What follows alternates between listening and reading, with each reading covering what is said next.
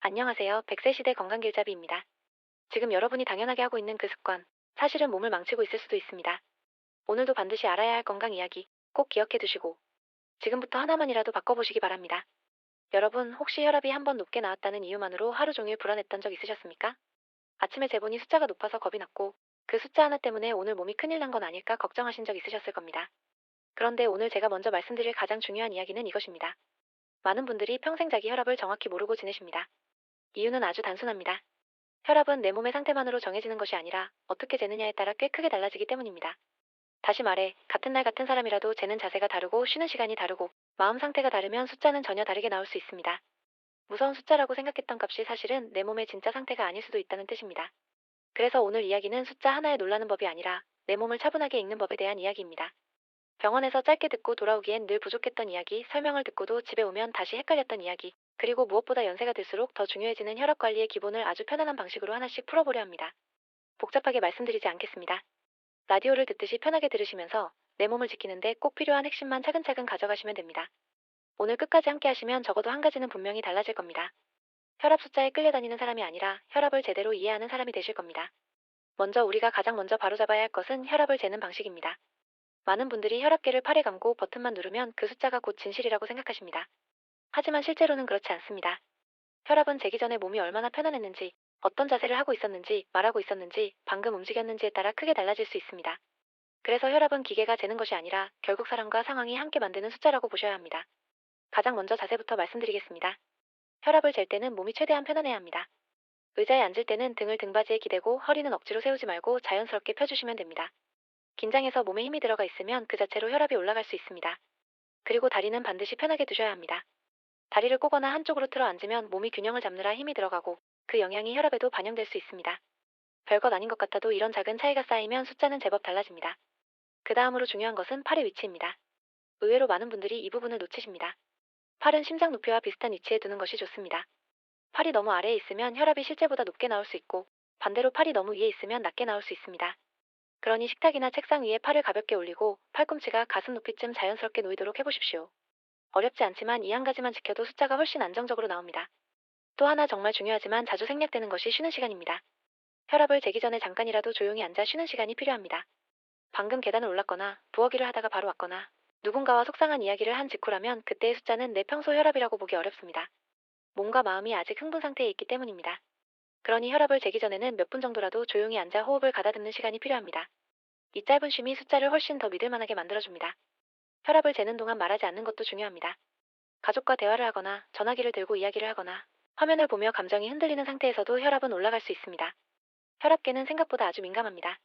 그래서 측정하는 그 순간만큼은 조용히 숨을 쉬고 몸을 안정시키는 데만 집중하시는 것이 좋습니다.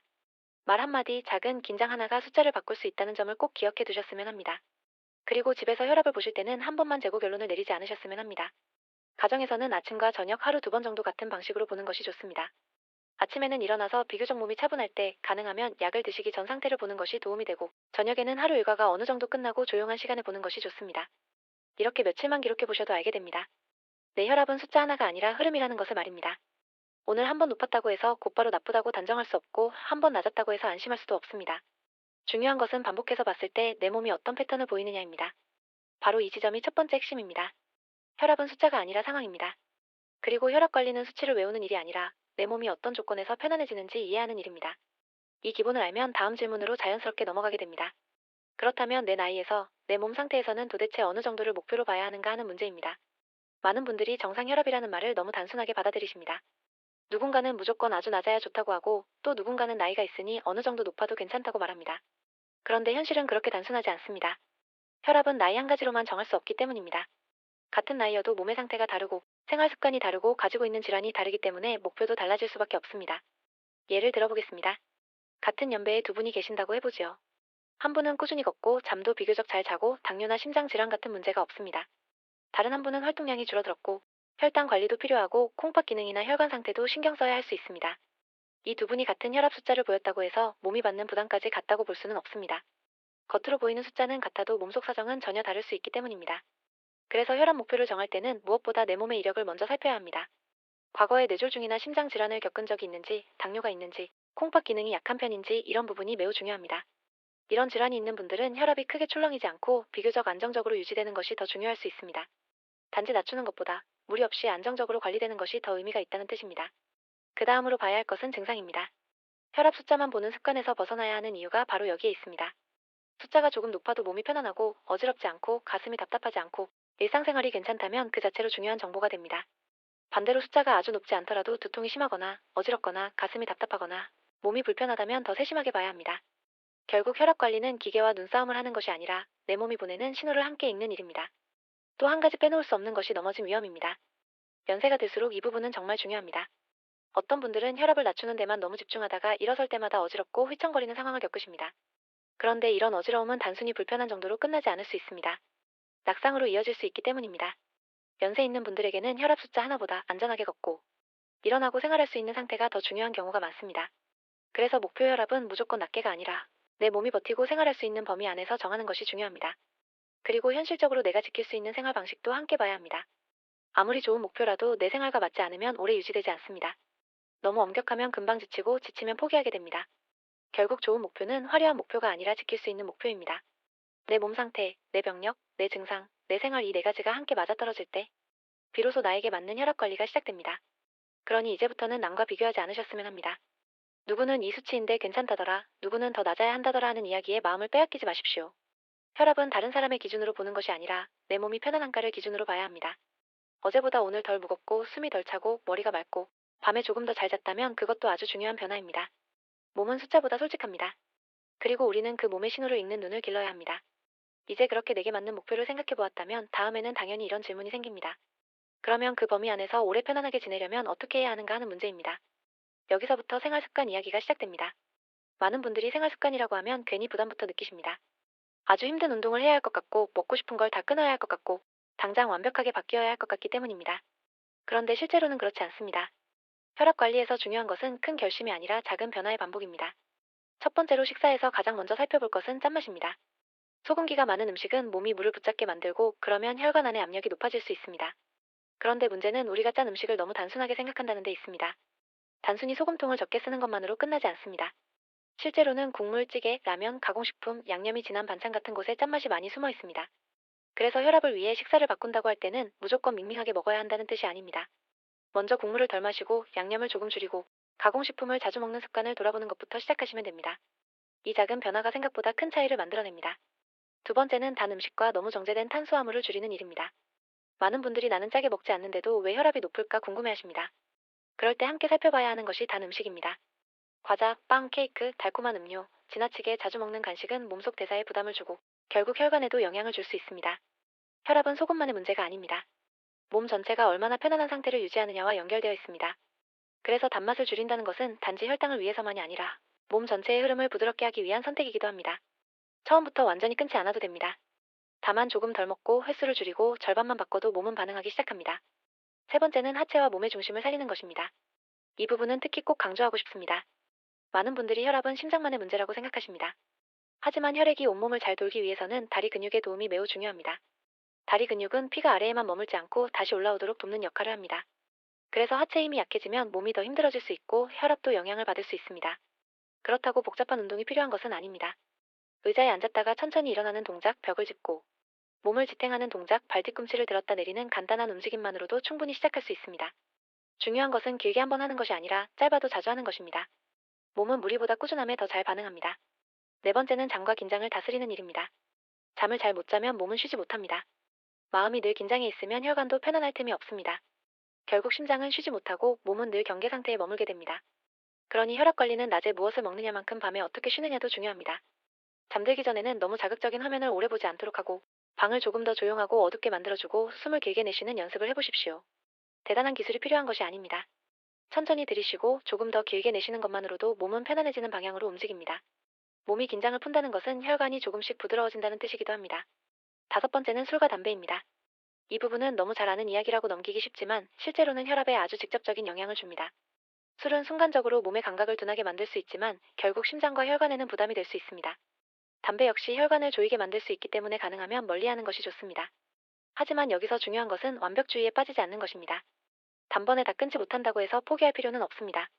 한 번 덜 마시고 한 번 더 미루고 다른 행동으로 바꾸는 시도 자체가 이미 관리의 시작입니다. 몸은 완벽함보다 방향에 더 크게 반응합니다.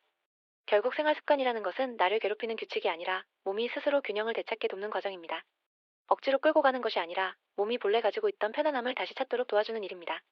그리고 이쯤 되면 많은 분들이 자연스럽게 다음 질문을 하십니다. 생활 습관은 알겠는데 약은 어떻게 해야 하나요? 약을 먹고 있으면 계속 먹어야 하나요? 줄일 수는 없는 건가요? 그런 질문이 생기는 것이 당연합니다. 혈압약 이야기가 나오면 마음이 무거워지는 분들이 많습니다. 약을 먹는다는 것이 괜히 내 몸이 약해진 것 같고 스스로 조절하지 못하는 것 같은 기분을 주기 때문입니다. 하지만 약에 대해 너무 두려운 마음으로만 보실 필요는 없습니다. 약은 몸이 힘들어하는 시기에 옆에서 버텨주는 도구가 될 수 있습니다. 혈압약은 몸을 망가뜨리기 위해 있는 것이 아니라 몸이 덜 무리하도록 돕는 역할을 합니다. 혈관이 너무 긴장해 있을 때는 부드럽게 풀어주고 몸이 부담을 많이 느낄 때는 그 부담을 조금 덜어주는 쪽으로 작용할 수 있습니다. 중요한 것은 약을 먹느냐 마느냐를 흑백으로 나누는 태도가 아닙니다. 약과 생활 습관이 함께 가고 있는지가 더 중요합니다. 약만 믿고 생활을 전혀 바꾸지 않으면 몸은 계속 부담을 받게 되고 반대로 생활 습관만으로 다 해결하려고 무리하는 것도 위험할 수 있습니다. 결국 약은 내 몸이 안정될 시간을 벌어주는 동반자처럼 생각하시는 것이 좋습니다. 그 시간 동안 우리는 식사를 조금 더 다듬고 몸을 조금 더 움직이고 잠을 조금 더 편안하게 만들 수 있습니다. 그렇다면 약을 줄일 수 있는 사람은 어떤 사람일까요? 일반적으로는 혈압 기록이 비교적 안정적이고 하루하루 크게 출렁이지 않으며 몸 상태도 편안하고 생활 습관 변화가 꾸준히 자리 잡은 경우의 가능성을 생각해 볼 수 있습니다. 하지만 이것도 반드시 의료진과 상의하면서 천천히 접근해야 합니다. 반대로 과거에 뇌졸중이나 심장 질환이 있었거나 콩팥 기능이 약하거나 혈압이 심하게 흔들리거나 일어설 때 어지러운 증상이 자주 있는 분들은 약을 유지하는 것이 더 안전할 수 있습니다. 중요한 것은 약을 끊는 것이 목표가 아니라 몸을 지키는 것이 목표라는 점입니다.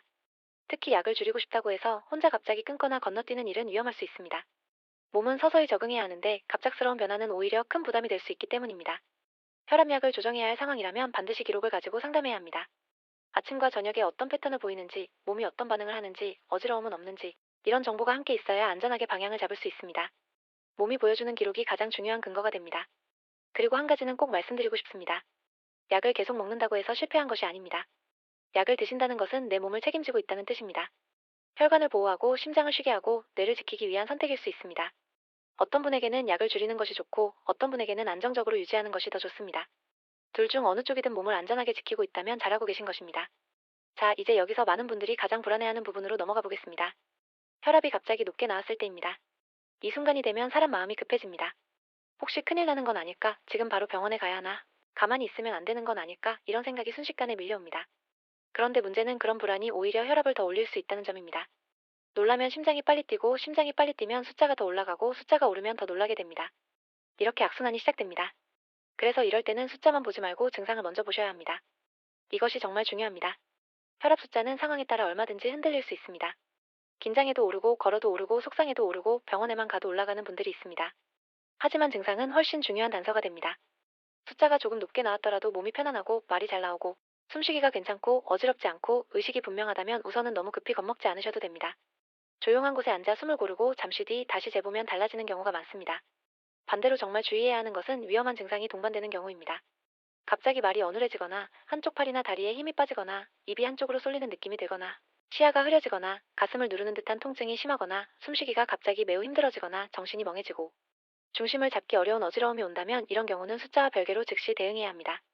이런 증상은 몸이 보내는 분명한 경고일 수 있습니다. 이럴 때는 참아보자는 생각보다 빠르게 도움을 받는 것이 더 중요합니다. 반면에 숫자만 평소보다 높게 나왔고 특별한 증상이 없다면 먼저 자리를 옮겨 조용히 쉬어보는 것이 좋습니다. 긴장을 풀고 천천히 호흡하고 몸을 안정시킨 뒤 다시 확인해 보십시오. 우리 몸은 생각보다 균형을 되찾는 힘이 있습니다. 다만 우리가 너무 빨리 놀라고 너무 빨리 결론을 내리기 때문에 그 회복의 시간을 주지 못하는 경우가 많습니다. 또 한 번 강조드리고 싶은 것은 연세가 있으신 분들에서는 넘어짐, 위험을 절대 가볍게 보시면 안 된다는 점입니다.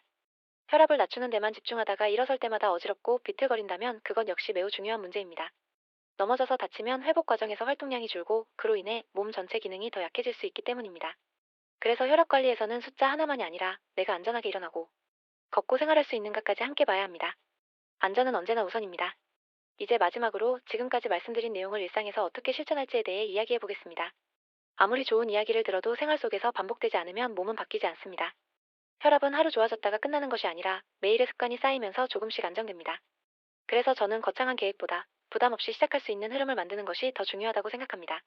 처음 며칠 동안은 무엇보다 내 혈압을 읽는 눈을 만드는 데 집중하시면 됩니다. 아침에 일어나 몸이 비교적 차분할 때, 저녁에 하루가 마무리되는 시간에 같은 자세와 같은 방식으로 혈압을 재보십시오. 앉는 자세를 편안하게 하고 팔로피를 맞추고 말하지 않고 잠깐 쉬었다가 재는 그 기본을 지키는 것만으로도 기록은 훨씬 의미 있어집니다. 첫날 숫자가 마음에 들지 않아도 괜찮습니다. 중요한 것은 결과가 아니라 기록입니다. 기록하는 순간부터 우리는 막연한 불안이 아니라 실제 흐름을 보게 됩니다. 식사는 갑자기 완전히 바꾸려 하지 마십시오. 국물을 조금 덜 먹고 단 간식을 한 번 덜 먹고 자극적인 반찬을 조금 줄이는 것부터 시작하시면 됩니다. 물을 조금 더 마시고 채소를 한 번 더 곁들이는 작은 선택이 쌓이면 몸은 생각보다 빨리 가벼워집니다. 몸이 붓는 느낌이 덜하고 속이 편해지고 아침이 조금 덜 무거워질 수 있습니다.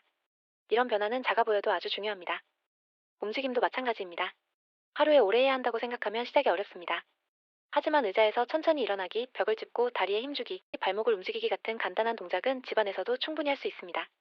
중요한 것은 숨을 참지 않는 것입니다. 천천히 움직이고 천천히 숨 쉬면서 몸이 놀라지 않게 하는 것이 좋습니다.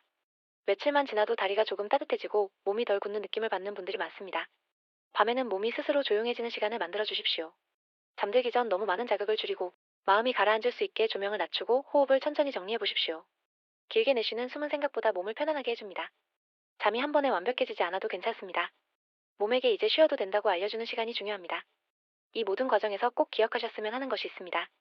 이것은 시험이 아닙니다. 잘해야만 의미 있는 것도 아닙니다. 하루 빼먹었다고 실패한 것도 아닙니다. 한 가지라도 몸에 남으면 그것이 시작입니다. 습관은 하루 만에 완성되지 않지만 하루하루 반복되면서 어느 순간 내 것이 됩니다. 그리고 그렇게 몸이 조금씩 안정되면 어떤 분은 생활이 더 편안해지고 어떤 분은 약을 보다 안전하게 유지하게 되고 어떤 분은 의료진과 상의해서 조정의 가능성을 보게 될 수도 있습니다. 방향은 달라도 모두 좋은 변화입니다. 마지막으로 조용히 말씀드리고 싶습니다. 혈압 관리는 몸을 억지로 다루는 일이 아니라 몸과 다시 친해지는 과정입니다. 지금까지는 숫자에 놀라고 결과에 흔들리고 불안에 끌려다녔다면 이제부터는 조금 다르게 가셔도 됩니다. 내 몸이 언제 긴장하는지, 언제 편안해지는지, 무엇을 하면 덜 무거운지, 무엇을 줄이면 숨이 더 편한지, 그것을 알아가는 과정이 바로 관리입니다. 천천히 가셔도 됩니다. 중요한 것은 멈추지 않는 것입니다. 몸은 늘 신호를 보내고 있었고, 이제 우리는 그 신호를 조금 더 잘 들을 수 있게 된 것입니다. 오늘 이 시간부터는 숫자 하나에 겁먹는 대신 내 몸의 흐름을 읽는 사람으로 바뀌시길 바랍니다. 그것이 혈압 관리의 진짜 시작입니다. 여러분의 작은 습관 하나가 10년 뒤 건강을 바꿉니다. 제가 여러분께 바라는 건 거창한 건강이 아닙니다. 아프지 않는 것, 편하게 잠드는 것, 오래 걷는 것, 그 소박한 건강을 지키는 방법, 앞으로도 계속 전해드리겠습니다. 도움이 되셨다면 가족과 주변에 꼭 함께 공유해주시고, 구독과 좋아요로 응원해주세요. 100세 시대 건강길잡이였습니다.